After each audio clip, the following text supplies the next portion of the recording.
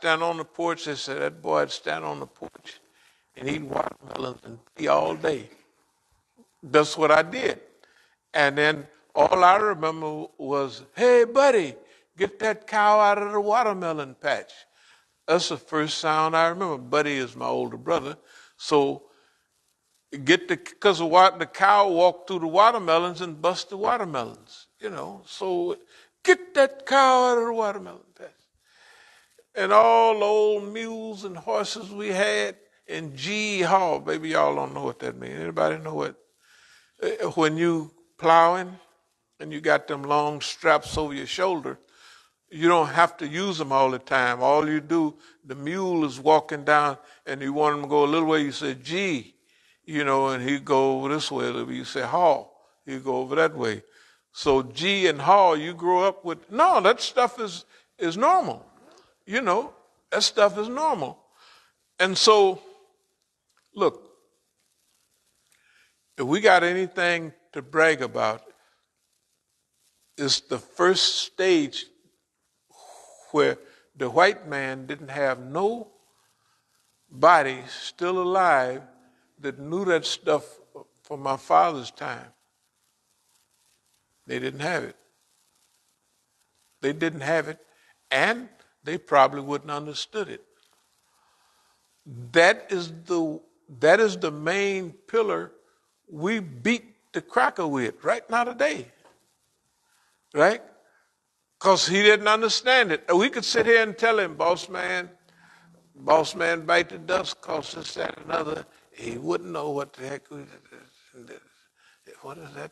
That don't mean nothing. To him, it don't mean nothing. Right?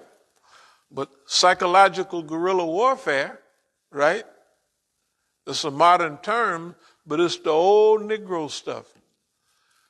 I used to watch, them old Negroes could get like, we had mules and horses and stuff, but in 1950, when the white man had the rich white man in town, he had new tractors and them black 1950 Chevy trucks, brand new. And we used to use it all the time. Because my father knew what to do with white folks. You know what I mean? He was well adapted to his era, to his time. And we never saw a hungry day in our life. Never, And I didn't realize how in pocket my father was till later when I went back as a grown person and the people that was his friends was relating certain, I said, okay. So, because if for us, we thought, well, I said one thing that we was poor. Well, we went barefooted. We lived in a cabin and slept on pallets and all that. So I thought we was poor. But my sister was 10 years older than me, and she knew the business my father did. So you would look at us, we looked like all the other Negroes, but we were well-to-do. Not that my father was a loan shark or anything, but and my grandmother was good at business. And right now, when I go down to Arkansas, I look at the name on the founding stone, whatever they have, and my grandfather is there. And they have 1900, this church, Star Bethel was da-da-da-da. So what I'm saying is, one of the reasons that we're still here and active and fired up is because what everybody else is whining about, we think it's normal. That's just what white folks do. Another thing I want to be very clear about, if you look at Hezbollah is smart. What do they say in Lebanon? They know it was Georges, whatever his name is, him and his crew. The Christians, they shot the Muslims. point blank, the Shias especially. This last week. They didn't respond, right? The last bombing this Friday, Shia Masjid in Afghanistan, and one the week before, all of them Shias. And the Shias are not responding. Whatever they do to us, we don't respond.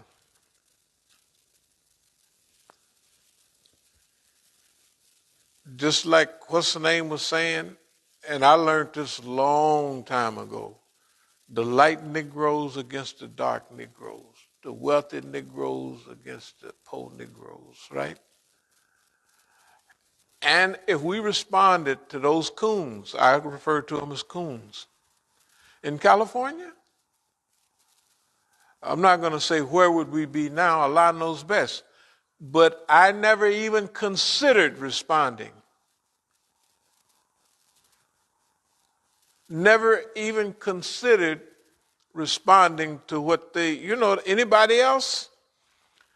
All the stuff, every time we get up, that's the thing that brings us down. I don't care. They sell weapons to both sides. It was the Iran-Iraq war, they was making the Iran-Contra, whatever. They was making sure Iran had weapons to fight Iraq, and so they didn't want it to end in a hurry. They could just drag on and wear each other down and wear each other out. They hated them both. We don't do that. We don't do that. We're not tired. We don't fight other niggas. You want something, boss man? Come on by here. We deal with you directly. But I'm not fighting no other nigga. Even under assault. Now that takes a lot. That's not Jesus. That's strategic management under conditions of repression. Right? Because the Negro shoot another Negro out there, we say it every other week. And the police come by, the niggas throw their guns away. They used to throw them in them bushes. I don't know if you remember. Right there. I'm sitting there in the window. And you know how shoot up this neighborhood was at that time. And the police rolled by, and them niggas be, well, police is just, a gun is to shoot people. If you can shoot a nigga, why not? Well, they respect them.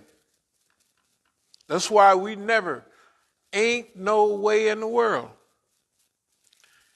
And this is not a new phenomenon. This is from way back in the 50s. And the white man knew it. He said, you're race conscious. I'm 59. I had to think about it. I was 14. No, I wasn't 14. What year I was 14? 13 or 14, probably. Yeah. You're a race, Reams, you're race conscious. Well, I'll be dog. What else I'm supposed to be? That was before black consciousness, If it's 20 niggas, 20 white boys, 20 Mexicans, it's okay. But one leader can mobilize 10 Negroes to stand and manage and run that whole company if they got one good leader. Just one good leader. And they outnumbered. Automatically that type of stuff, maybe it's certain gift. But now we'll go into our time and the present time, selling weapons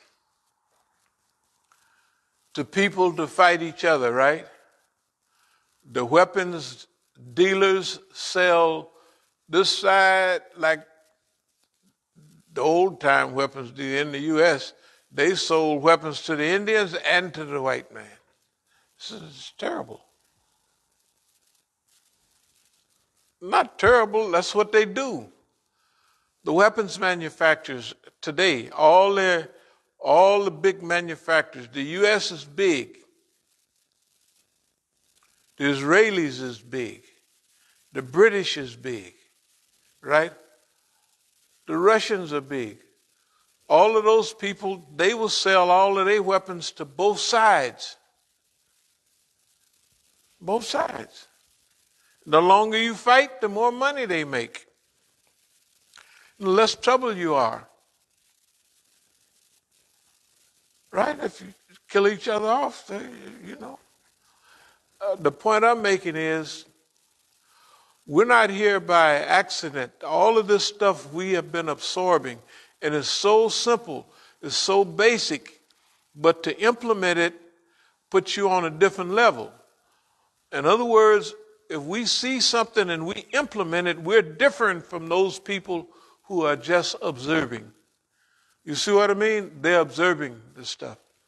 They're not implementing it.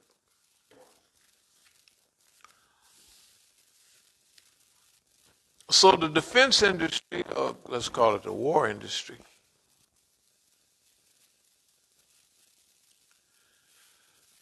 so there's something that has happened here. We have survived all of this, and you got to remember, although I still get around pretty good, you know, for my age, but that's several generations now. See, when I show you all these pictures, that's 50-something years ago. That's over 50 years ago. Way over 50 years ago. And that predates Superfly.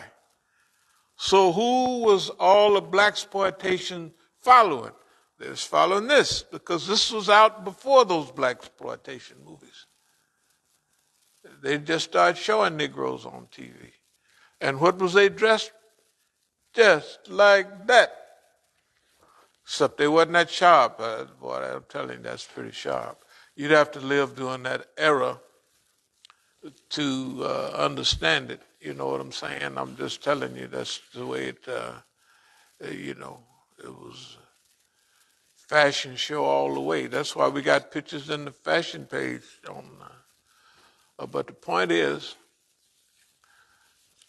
Islamic Institute for Counter-Zionist American Psychological Warfare. See that sign? Do you know that sign was taken down right after that? Because people was coming by. They would, and that sign is big, it's pretty good size. It's the same size as 8 by 12, 8 by 4. A piece of sheetrock, 8 feet long. It's not sheetrock, but it's the type of a board that this is written on. 4 by 8, yeah. Not to mention, do you remember when that house we live in looked like that? Good God Almighty. Nobody wanted it. I said, shoot, we'll take it. So we got that in the lot next to it for $15,000. Maybe the lot next to it, 20, but the city owes us for that lot. They cheated us, but there's no problem. They didn't cheat us. I mean, because we just paid $5,000 for the lot. We was going to pay $20,000 for the house, but we offered them $15,000 for the house, and they took it. Then they say, "You want to buy the lot next to?" I said, "Well, another $5. I was going to pay $20 anyway." But the point is, we have just what we've done so far. Okay, it may seem like little or nothing, but how many people around here, how many Muslims around here are still talking out of the side of their mouth with the whole, you can tell that the system is shooting at us. It's just evident. It ain't no secret. Everybody know that. That everybody is doing everything. the system is doing everything it can to undermine us. And we just cruising along. Why are we cruising along? Because we can visualize our mission. Our survival, part of our survival is part of our mission. Because right now, every now and then we throw a few little flakes in there, how to punk the FBI. Years ago, nobody would do that, but that's just to show the people you just sitting over there scared. What are you scared of? You know? And guess what? Hey, man, what it does, instead of bringing people closer to us, they say we're getting as far away from that Negro as we can. Right? I mean, but that's okay. Because, see, we have a different mission. It's a mission of continuity. Everybody else